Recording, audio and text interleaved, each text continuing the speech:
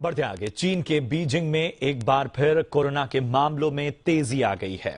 जी हां, इसका एक बहुत बड़ा कारण बनी है शराब, क्योंकि बीते हफ्ते बीजिंग में कोरोना नियमों में ढील दी गई और बड़ी संख्या में लोग शराब खरीदने पहुंच गए।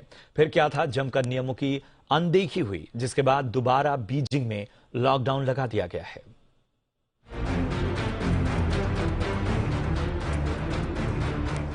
चीन में रह रहकर कोरोना के मामले ऐसी तेजी से बढ़ रहे हैं।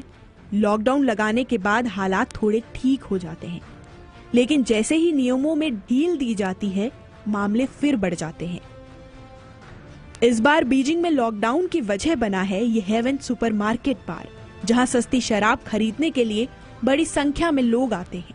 बीते हफ्ते जब बीजिंग में कोरोना नियमों में ढील दी गई थी, तो लोग यहां बड़ी संख्या में पहुंच गए और नियमों की जमकर धज्जियां उड़ाई।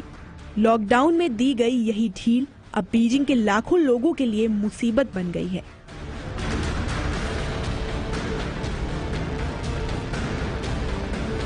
बीजिंग स्वास्थ्य विभाग को ऐसा शक है कि लॉकडाउन में दी गई ढील के दौरान यहां करीब 200 लोग ऐसे आए जो कोरोना संक्रमित थे और उन्होंने ये संक्रमण कई लोगों को फैलाया।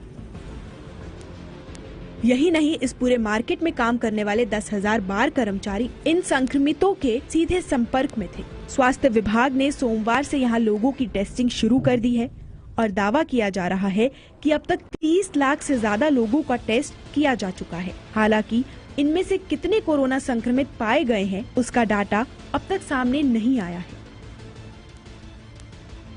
लेकिन दोबारा लॉकडाउन लगाए जाने से बीजिंग के लोगों को काफी परेशानी हो रही है और अब वो सरकार के कोविड नीति पर सवाल उठा रहे हैं।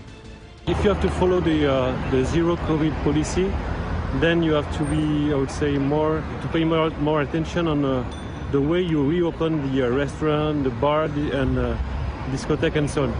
Today they reopened maybe too quickly. Then instead to have a step-by-step policy, they try to give some freedom to everybody at the same time, and maybe it was not the appropriate choice. अब देखना होगा नियमों में दी गई ढील Beijing को कितनी भारी पड़ती है। ब्यूरो रिपोर्ट, जी मीडिया।